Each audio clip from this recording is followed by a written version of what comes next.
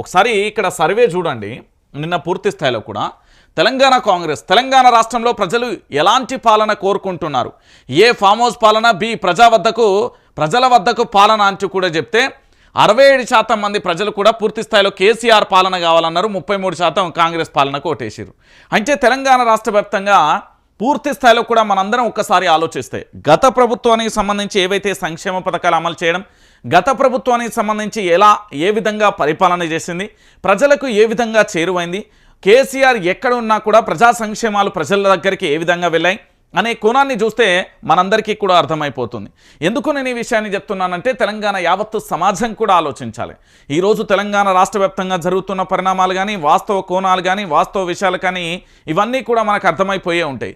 ఎందుకు నేను ఈ విషయాన్ని చెప్తున్నానంటే కాంగ్రెస్ పార్టీ తమంతట తాము దవ్వుకున్న గోతిలో పడడం అంటే ఇదే, తమంతట తామే ప్రచారం చేసుకోవడం అంటే ఇదే. ఎందుకు అంటే కాంగ్రెస్ పార్టీకి సంబంధించి పూర్తి స్థాయిలో కూడా ఇమేజ్ డ్యామేజ్ అవుతుంది అంటూ ఆల్రెడీ ఇప్పటికే కూడా రేవంత్ రెడ్డి నిప్పులు జరుగుతున్న పరిస్థితి కనబడుతుంది.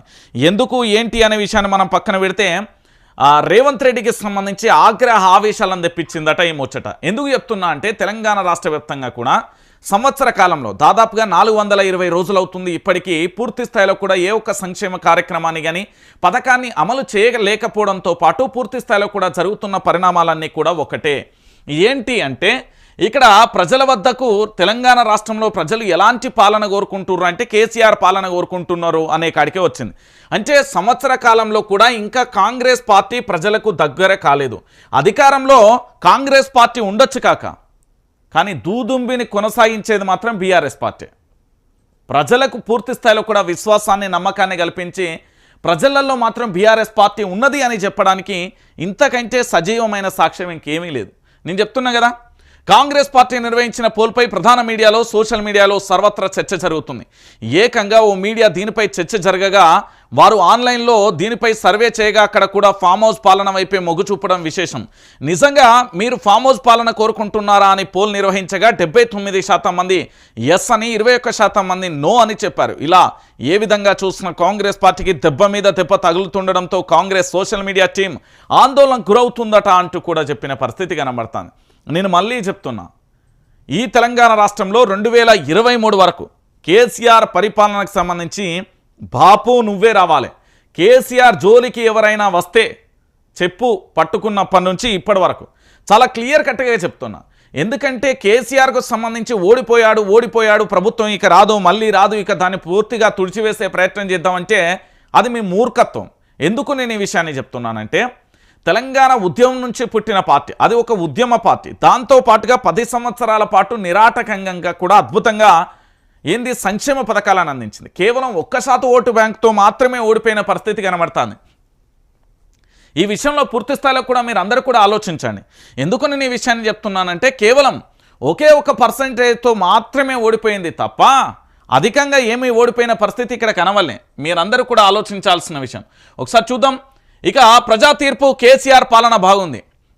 కాంగ్రెస్ పార్టీకి ఘోర పరాభవం ఎదురైంది. తాను తీసిన గోతులే తానే పడ్డట్టుగా ఉంది దాని పరిస్థితి. ఫామ్ హౌస్ పాలన కావాలా, ప్రజల వద్దకు పాలన కావాలా అంటూ ఆ పార్టీ చేసిన సర్వేలో జనం ఊహించని షాక్ ఇచ్చారు. ప్రజల వద్దకు పాలన అంటూ స్ట్రాంగ్ మెసేజ్ ఇచ్చారు. కాంగ్రెస్ పార్టీ అధికారానికి హ్యాండిల్లో ఈ సర్వే నిర్వహించడం గమనార్హం. ఏ కేసీఆర్ ప్రభుత్వాన్నైతే ఫామ్ హౌస్ పాలన అంటూ అవహేళన చేశారో ఆ పాలనకే ప్రజలు పట్టం కట్టడంతో హస్తం పార్టీ నేతలు ఆందోళనకు గురవుతున్నారు. అమలు కాని హామీలు, 6 గ్యారంటీలు జనంలో రేవంత్ సర్కార్పై తీవ్ర అసంతృప్తికి కారణమయ్యాయని, అందుకే కేసీఆర్ పాలనకు జై కొట్టారంటూ కూడా విశ్లేషకులు చెప్తున్న పరిస్థితి కనబడుతుంది. ఇక్కడ చాలా బ్రహ్మాండమైన విషయాన్ని మీరు అందరూ కూడా గుర్తుపెట్టుకోవాలి. కేసీఆర్ పాలనకు సంబంధించి పూర్తి స్థాయిలో కూడా కేసీఆర్ ఫామ్ హౌస్లో ఉండొచ్చు, ప్రగతి భవన్లో ఉండొచ్చు, లేదా ఇంకెక్కడైనా ఉండొచ్చు, వాట్ ఎవర్ మేబీ. కేసీఆర్ ఎక్కడున్నా కూడా ఏదైనా కావచ్చు, ఏమైనా అనుకోవచ్చు, ఏమైనా డిస్కషన్ చేసుకోవచ్చు అండి. కేసీఆర్ ఎక్కడున్నా కూడా కళ్యాణ లక్ష్మి అకౌంట్లో పడిందా లేదా, కేసీఆర్ ఎక్కడున్నా రైతు బీమా పడ్డదా లేదా, కేసీఆర్ ఎక్కడున్నా రైతు రుణమాఫీ జరిగిందా లేదా, కేసీఆర్ ఎక్కడున్నా ఉద్యోగ కల్పన జరిగిందా లేదా, కేసీఆర్ ఎక్కడున్నా పారిశ్రామిక రంగం అభివృద్ధి చెందిందా లేదా, కేసీఆర్ ఎక్కడున్నా పూర్తి స్థాయిలో తెలంగాణకు రాష్ట్రానికి సంబంధించి అద్భుతమైన ప్రగతి జరిగిందా లేదా తెలంగాణ ప్రాంత బిడ్డలు చూసిను. అంటే కాంగ్రెస్ పార్టీ మార్పు పేరుతో అధికారంలోకి వచ్చిన తర్వాత, కాంగ్రెస్ పార్టీ మార్పు పేరుతో ఈ తెలంగాణ రాష్ట్రంలో అధికారంలోకి వచ్చిన తర్వాత ఎందుకు వచ్చిందిరా బాబు అని పూర్తి స్థాయిలో కూడా జుట్టు విక్కున్న వాళ్ళే ఎక్కువ ఉన్నారు. అనవసరంగా కాంగ్రెస్ పార్టీని అధికారంలోకి తీసుకొచ్చాం, ఇలాంటి పార్టీ మనకు అవసరమా, ఇలాంటి పార్టీ వల్ల మనం నష్టపోవడం తప్ప ఇంకేమున్నది, ఇలాంటి పార్టీ అవసరం లేదు మహాప్రభు అనే కాడికి వచ్చింది అంటే తెలంగాణ ప్రాంత బిడ్డలందరూ కూడా ఆలోచించాలి.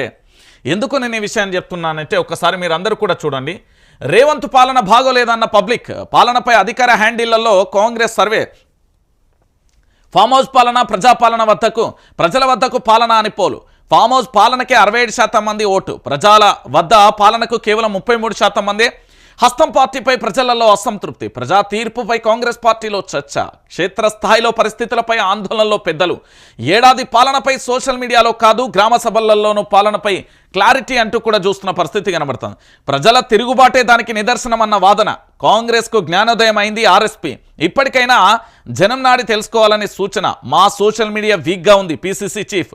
ఉద్యమ నాయకుడిగా కేసీఆర్పై అభిమానం ఉంటుందని వ్యాఖ్య అంటూ కూడా చెప్పిన పరిస్థితి కనబడుతుంది.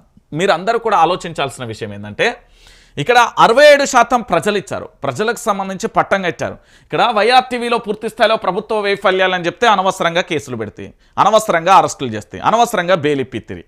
దాంతోపాటు ఇదే కేసీఆర్ ప్రభుత్వం బాగుందిరా నాయన, మీరు అడ్మినిస్ట్రేషన్ అంటే పరిపాలనా విభాగానికి సంబంధించి మీ చేతిలోకి తెచ్చుకోండి, మీరు ఇచ్చిన హామీలను అమలు చేయండి, ప్రజలకు మంచి చేయండి అని మనం చెప్తే ఓర్వలేక మన మీదనే అక్కసుగక్కిన పరిస్థితి కనబడుతుంది. వైఆర్టీవీలో మొదటి నుండి కూడా అదే చెప్తున్నా కదా. ఎందుకంటే మార్పు అని ట్యాగ్లైన్ చేసినంత మాత్రాన ఇతరత్ర ఏదో అనేక రకాలుగా కూడా ప్రలోభాలకు గురి చేసి అధికారంలోకి వచ్చినంత ఈజీగా ఉండదు. విపక్షంలో ఉన్నంత స్వేచ్ఛ అధికారంలోకి వచ్చిన తర్వాత ఆ స్వేచ్ఛ ఎక్కడ కనిపించదు. ఎందుకు అంటే అధికారం వచ్చిన తర్వాత 4 దిక్కులు మన వైపే చూస్తాయి. ఎక్కడ ఎలాంటి పరిస్థితులు ఉన్నాయి, ఎక్కడ ఎలాంటి వార్త బయటకు పొక్కుతుందో కూడా తెలియని పరిస్థితి కనబడ్డది. అంటే తెలంగాణ ప్రాంత బిడ్డలందరూ కూడా ఆలోచించాల్సిన విషయం. విపక్షంలో ఉన్నప్పుడు ప్రజల పక్షాన పోరాటం చేయొచ్చు, ప్రజల కోసం చేయొచ్చు, ఏదైనా చేయొచ్చు విపక్ష పార్టీలో ఉంటే. కానీ అధికార పార్టీలో ఉన్నప్పుడు ఆచితూచి అడిగలేయాల్సిన పరిస్థితి కనబడుతుంది.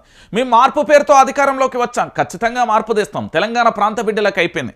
ముఖ్యమంత్రిలో మార్పు వచ్చింది, మంత్రులలో మార్పు వచ్చింది, ఎమ్మెల్యేలలో మార్పు వచ్చింది, అధికార పార్టీకి సంబంధించిన నేతలలో మార్పు వచ్చింది తప్ప తెలంగాణ ప్రాంతానికి సంబంధించిన ప్రజలలో, తెలంగాణ రాష్ట్రానికి సంబంధించిన వాళ్ళ తలరాత ఎక్కడా మారినట్టు కనబడతలేదు. దీన్ని బట్టి మీరు అర్థం చేసుకోవాలి. నేను చెప్తున్నా కదా, ఇక చూడుర్రి, ఇంద్రమ్మ పాలన అంటూ మురిసిపోయే కాంగ్రెస్కు ఊహించని ఎదురుదెబ్బ తగిలింది. ఎక్స్ అధికారిక హ్యాండిళ్లలో పార్టీ స్వయంగా నిర్వహించుకున్న సర్వే క్యాడర్ను తీవ్రంగా కూడా నిరుత్సాహానికి గురి చేసే ఫలితాలు వచ్చాయి.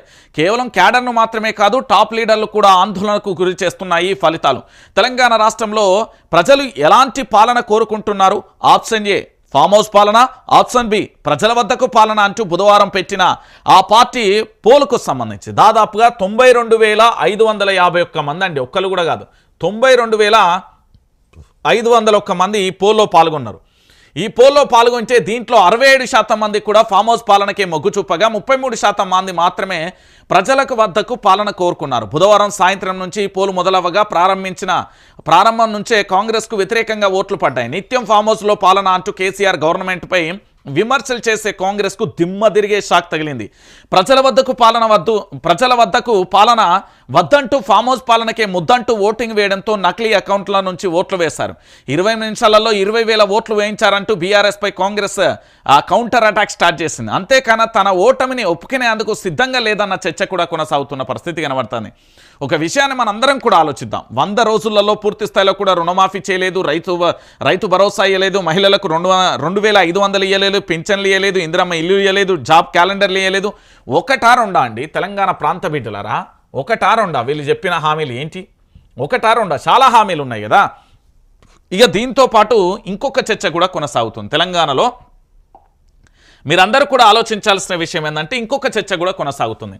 ఇక్కడ పూర్తి స్థాయిలో సర్వే నిర్వహిస్తే 100%లో పూర్తి స్థాయిలో 67% బీఆర్ఎస్కు ఓటు వేయడం, పూర్తి స్థాయిలో కూడా దాంతోపాటు 33% కేవలం కాంగ్రెస్ పార్టీకి ఓటేసిన పరిస్థితి కనబడుతుంది. అంటే తెలంగాణలో కాంగ్రెస్ పార్టీ మీద వ్యతిరేకత ఎంతున్నది అనే చూడు. అధికారికంగా ప్రభుత్వం ఏది కాంగ్రెస్ పార్టీ అయినప్పటికీ కూడా అనధికారికంగా ప్రజలలో దూదుమ్మిని కొనసాగించేది బీఆర్ఎస్ ఒకటి. ఇక రెండోది ఏంటి అంటే పూర్తి స్థాయిలో కూడా ఎమ్మెల్యేలకు సంబంధించి వీళ్ళ కాంగ్రెస్ పార్టీ సంబంధించిన ఎమ్మెల్యేలు 65 మంది ఉన్నారండి. దీంట్లో వరస్ట్ అంటూ ప్రజలు ఇచ్చిన తీర్పు 45 మంది ఎమ్మెల్యేలు అండి. ఈ సర్వే మనం చేసింది కాదు, కాంగ్రెస్ పార్టీకి సంబంధించిన ముఖ్యమంత్రి కనుసన్నలలో రహస్యంగా జరిగిన సర్వే. అంటే ఎమ్మెల్యేల పనితీరు ఎలా ఉంది, ప్రజల్లోకి ఏ విధంగా వెళ్తున్నారు, ప్రజాపాలన దగ్గర ఏ విధంగా కొనసాగుతుంది, ప్రజాపాలనలో పూర్తి స్థాయిలో కూడా పాజిటివ్గా ఉందా నెగిటివ్గా ఉందా అనే కోణంలో సర్వే చేస్తే 65 మంది ఎమ్మెల్యేలకు గాను 45 మంది మంచిగా పనిచేస్తలేరు, చీతు అనే కాడికి వచ్చింది. ఇక దీంతో పాటు మంత్రులకు సంబంధించి చేస్తే మంత్రుల విషయంలో కనీసం 50% మార్కులన్న పడతాయి అనుకున్నా, కానీ 39 మార్కులు పడ్డాయి. జస్ట్ పాస్ అంతే, వాళ్ళు జస్ట్ పాస్, అంతకు మించి వాళ్ళ వల్ల ఏం ఉపయోగం లేదనే కాడికి వచ్చింది. అంటే ఇక్కడ పూర్తి స్థాయిలో చూడండి, అధికారంలోకి వచ్చిన కాంగ్రెస్ పార్టీ అధికార యావతోని అధికారంలోకి ఎట్లనైనా వచ్చిన తర్వాత పూర్తి స్థాయిలో కూడా ఈ అధికారం మాదే, మమ్మల్ని ఏమీ చేయలేరు అనే గర్వం తలకెక్కిన పరిస్థితి వాస్తవం. ఒక్కొక్కల మోహకాలలో అహంకారం ఏ విధంగా కనబడుతుందో మీ అందరికీ తెలుసు. అంటే తెలంగాణ రాష్ట్ర వ్యాప్తంగా కూడా కల్వకుంట్ల చంద్రశేఖరరావు గారి ప్రభుత్వం, కల్వకుంట్ల చంద్రశేఖరరావు గారి సంక్షేమ పథకాలు, కల్వకుంట్ల చంద్రశేఖరరావు గారి ఆలోచనలు, కల్వకుంట్ల చంద్రశేఖరరావు గారి వ్యూహాలు ఎంత అద్భుతంగా ఉన్నాయో యావత్తు తెలంగాణ సమాజానికి కూడా తెలుసు. కానీ కాంగ్రెస్ పార్టీ అధికారంలోకి వచ్చినాక యనుమల రేవంత్ రెడ్డి గారి ఆలోచనలు, వాళ్ళ మంత్రివర్గానికి సంబంధించిన ఆలోచనలు, వాళ్ళ యొక్క ఇంప్లిమెంటేషన్, వాళ్ళకి సంబంధించిన కార్యాచరణ ఎంత దరిద్రంగా ఉందో ప్రజలే చెప్పిళ్ళు. మనం చెప్పాల్సిన అవసరం లేదండి. ఇది తెలంగాణ రాష్ట్ర వ్యాప్తంగా ప్రజలే చెప్తారు.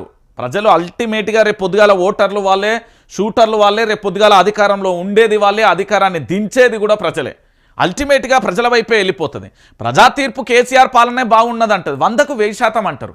ఎందుకంటే కేసీఆర్ పాలన అనేది ఒక అద్భుతమైన యుగం. అది దాన్ని మళ్ళీ తీసుకురావాలంటే 2028లో ఈ తెలంగాణ ప్రాంత బిడ్డలు ప్రయత్నం చేసి మళ్ళీ అధికారంలోకి తీసుకొస్తేనే మీ తలరాతలు మారుతాయి తప్ప అల్టిమేట్గా ఇంకా మారే పరిస్థితి అయితే ఉండదు. ఎందుకంటే కేసీఆర్ గతంలోనే చెప్పిండు, కాంగ్రెస్ పార్టీ అధికారంలోకి వస్తే రైతు భరోసాను తీసేస్తుంది, ధరణిని తీసేస్తుంది, నీళ్లు సరిగ్గా రావు, కరెంట్ ఇబ్బంది ఏర్పడుతుంది, అన్నీ మళ్ళీ కటకట వాళ్ళ పాలైతే అంటూ గతంలోనే చెప్పేసిండు.